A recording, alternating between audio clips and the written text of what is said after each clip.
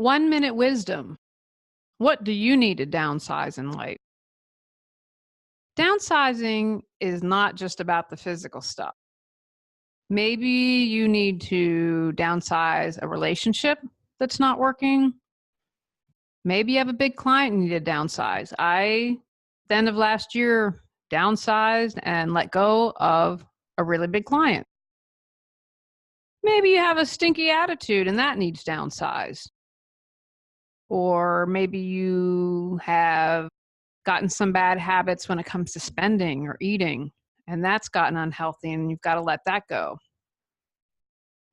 Is there anything going on in your life where you have too much and downsizing would make a great improvement? Maybe it's comparing. Maybe it is feeling jealous.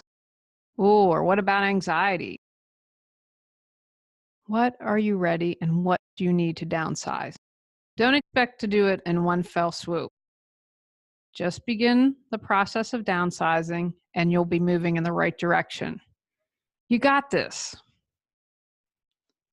On next month's episode, we're talking about the emotional, mental, and spiritual aspects of downsizing.